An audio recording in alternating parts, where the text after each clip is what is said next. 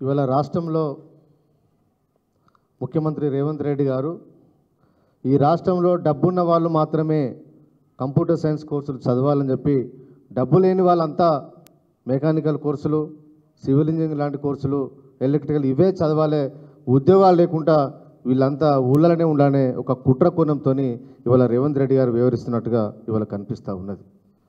కేసీఆర్ గారు ముఖ్యమంత్రి ఉన్నప్పుడు ఎవరు ఇష్టమైన కోర్సు వాళ్ళు చదువుకోవాలనే ఉద్దేశంతో కాలేజీలకు మంచి ఫెసిలిటీస్ ఉంటే వాటి యూనివర్సిటీ ప్రభుత్వానికి ఉన్నతాధికారులకు చెప్పి కరెక్ట్గా రాటిఫికేషన్ చేసి ఎన్ని అవకాశాలు ఉంటే వాళ్ళకు ఏ కోర్సులు పెట్టుకుంటే ఆ కోర్సులు పెట్టుకొని మార్కెట్లో వాళ్ళకు ఉద్యోగ అవకాశం ఉన్న వాళ్లకు ఏవైతే ఉంటాయో వాళ్ళకే అవకాశాలు ఇవ్వాలని చెప్పి ఆ రోజు ముఖ్యమంత్రి కేసీఆర్ గారు ప్రోత్సహిస్తే ఇవాళ రేవంత్ రెడ్డి గారు వచ్చిన తర్వాత మీరు ఖచ్చితంగా చదివితే ఈ కోర్సులే చదవాలి, కంప్యూటర్ లాంటి కోర్సులు చదవద్దు, బడుగు బలహీన వర్గాలు, పేదవాళ్ళు, ఆర్థికంగా లేని వాళ్ళు మీరు ఇక్కడనే ఉండాలి, కూలీనాలు వేసుకోవాలి తప్ప మీకు కంప్యూటర్ కోర్సు చదివే అర్హత లేదన్నట్టుగా ఇవాళ ఈ రాష్ట్ర ప్రభుత్వం వ్యవహరిస్తూ ఉన్నది.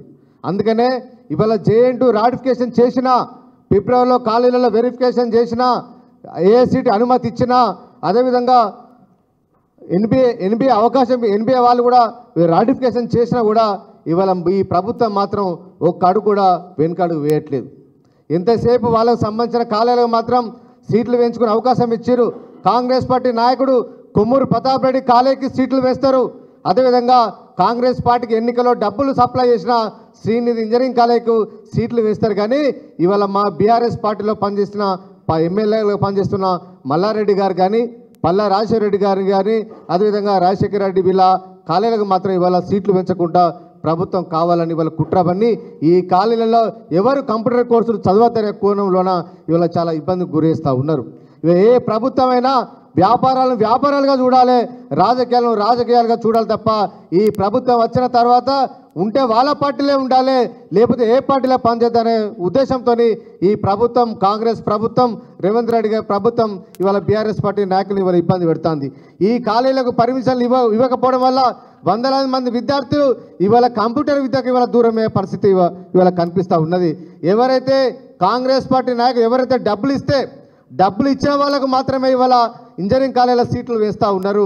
ఇవాళ డబ్బులు ఇవ్వకపోతే అసలు రూల్ ప్రకారం మేము ఉండమని చెప్తే వాళ్ళకి మాత్రం ఇవాళ సీట్లు పెంచట్లేదు. అట్లా మా పార్టీకి సంబంధించిన నాయకులు వాళ్ళు ఇంజనీరింగ్ కాలేజీకి వెళ్ళి వాళ్ళు డబ్బులు ఆఫర్ ఇవ్వకపోతే వాళ్ళకి ఇవాళ సీట్లు పెంచని చరిత్ర ఇవాళ ఇక్కడ కనిపిస్తూ ఉన్నది. ఏం అర్హత ఉందని చెప్పి ఇవాళ కొమ్మూరు ప్రతాప్ రెడ్డి కాలేజీల సీట్లు పెంచారు. ఇక్కడ సీటు నడిపోట్లో ఉన్న మల్లారెడ్డి కాలేజీలకు, అదేవిధంగా రాజశేఖర రెడ్డి కాలేజీలకు, పల్లారాజశేఖర రెడ్డి కాలేజీలకు ఎందుకు సీట్లు పెంచారని చెప్పి ఇవాళ మేము ప్రశ్నిస్తూ ఉన్నాం. కాబట్టి ప్రభుత్వం ఇప్పటికైనా పార్షాలిటీని చూడొద్దు. మేము అధికారంలో ఉన్నప్పుడు కూడా బీఆర్ఎస్ పార్టీ అధికారంలో ఉన్నప్పుడు ఈ పార్టీ ఆ పార్టీ అనే తేడా లేకుండా కూడా అందరికీ సీట్లు పెంచిన చరిత్ర గతంలో మా ప్రభుత్వం ఉండే. మా ప్రభుత్వం అధికారులకు స్వేచ్ఛనిచ్చింది, జేఎన్టీకి స్వేచ్ఛనిచ్చింది. ఎవరికి ఎలాంటి అనుమతులు ఉంటే దాని ప్రకారం సీట్లు మీరు అలాట్ చేయండి తప్ప మీరు రాజకీయ కోణంలో చూడాలని చెప్పి మా ప్రభుత్వం ఆనాడు చాలా క్లియర్గా చెప్పింది. ఇవాళ ప్రభుత్వం ఏర్పడి 8 నెలలైనా కూడా ఒక విద్యాశాఖ మంత్రి లేడు. విద్యాశాఖ మంత్రి లేకుండా మధ్యలో దళాలను పెట్టి ఇవాళ కాలేజీ వ్యవస్థను ఇవాళ కంట్రోల్ చేసే ఇవాళ విధానం ఇవాళ ఈ ప్రభుత్వంలో కొనసాగుతూ ఉన్నది. నరేంద్ర రెడ్డి గారికి ఏం సంబంధం అండి?